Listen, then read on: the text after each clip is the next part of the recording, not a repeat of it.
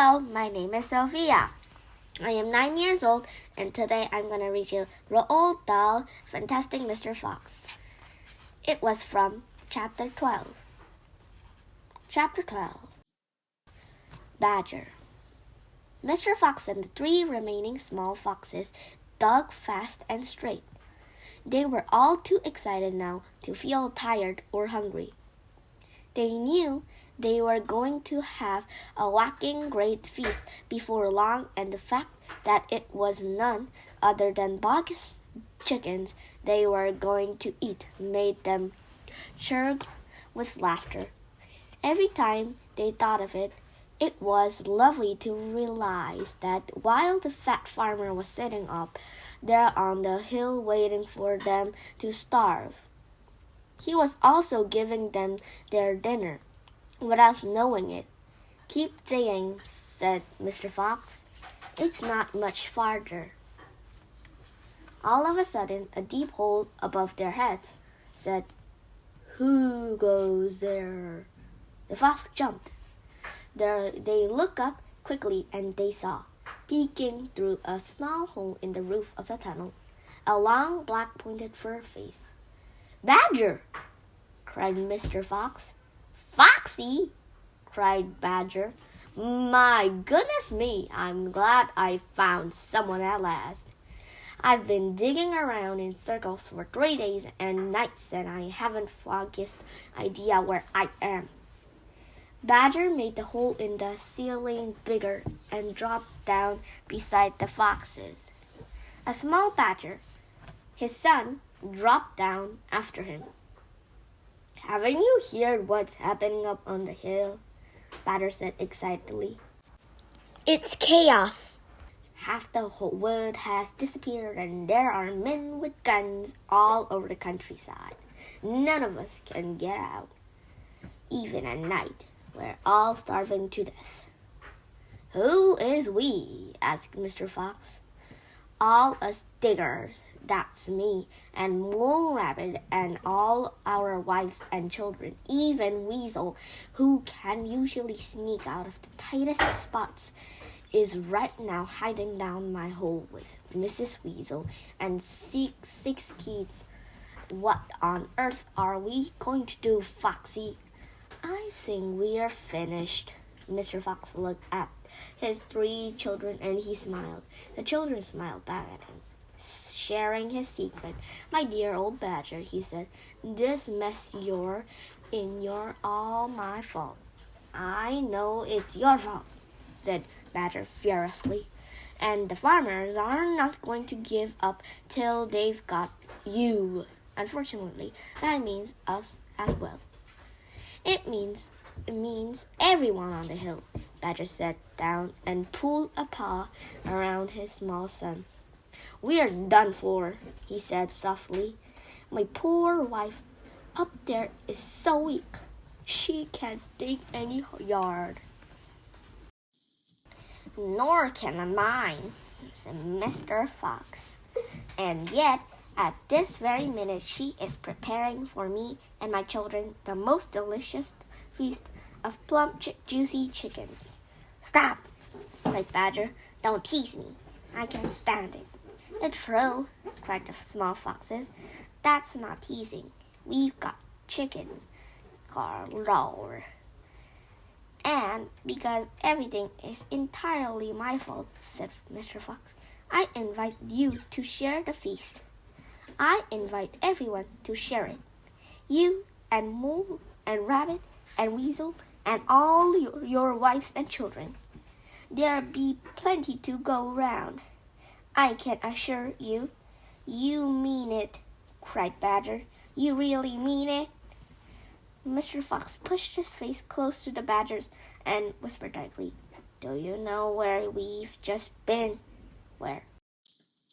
"Right inside Bog's chicken house number 1. "No." "Yes. But that is nothing to worry. We are going now. We have come just at the right moment, my dear Badger. You can help us dig, And in the meanwhile, your small son can run back to Mrs. Badger and all the other and spread the good news." Mr. Fox turned to the small badger and said, "Tell them they are invited to a fox's feast. Then bring them all down here and follow this tunnel back until you find my home." "Yes, Mr. Fox," said the small badger. "Yes, sir. Right away, sir." "Oh, thank you, sir." And he scrambled quickly back through the hole in the roof of the tunnel and disappeared. Chapter 13. Bunce's Giant Storehouse. "My dear Foxy," cried Badger, "what in the world has happened to your tail?" "Don't talk about it, please," said Mr. Fox. "It's a painful subject." They were digging the new tunnel. They dug on in silence. Badger was a great digger, and the tunnel went forward at a terrific pace. Now that he was lending a paw, soon they were crouching underneath yet another wooden floor. Mr. Fox grinned slyly, showing sharp white teeth. "If I am not mistaken, my dear Badger," he said, "we are now underneath the farm which belongs to nasty little pot-biller dwarf Bunce. We are in fact directly underneath the most interesting part of the farm." "Ducks and geese," cried the small foxes, licking their lips. "Juicy, tender ducks and big fat geese." "Exactly," said Mr. Fox. "But how in the world can you know where we are?" asked Badger. Mr. Fox grinned again, showing even more white teeth. "Look," he said, "I know my way around these farms blindfold. For me, it's just as easy below ground as it is above it." He reached high and pushed up the wooden floorboard. Then another. He poked his head through the gap. "Yes!" he shouted, jumping up into the room. "I've done it again. I've hit it smack on the nose, right in the bull's eye. Come on, look." Quickly, Badger and the three small foxes scrambled up after him. They stopped and stared. They stood and gasped. They were so overwhelmed they couldn't speak. For what they now saw was a kind of fox's dream, a badger's dream, a paradise for hungry animals. "This is my dear old Badger," proclaimed Mr. Fox, "is Bunce's mighty storehouse. All his fine stuff is stored in here, before he lends it off to market against all the four walls of the great room, stacked in cupboards and piled upon shelves reaching from floor to ceiling, were thousands and thousands of the finest and fattest ducks and geese, plucked and ready for roasting. And up above, dangling from the rafters, there must have been at least 100 smoked hams and 50 sides of bacon. Just a feast! Your eyes on that!" cried Mr. Fox, dancing up and down. "What you think of it? Pretty good grub." Suddenly, as thought, springs had been released in their legs. The three hungry small foxes and the roundly hungry badger sprang forward to grab the luscious food. "Stop!" ordered Mr. Fox. "This is my party, so I shall do the choosing." The others fell back, licking their chops. Mr. Fox began prowling around the storehouse, examining the glorious display with an expert eye. A thread of saliva slid down one side of his jaw and hung suspended in mid-air, then snapped. "We mustn't overdo it," he said. "Mustn't give the game away.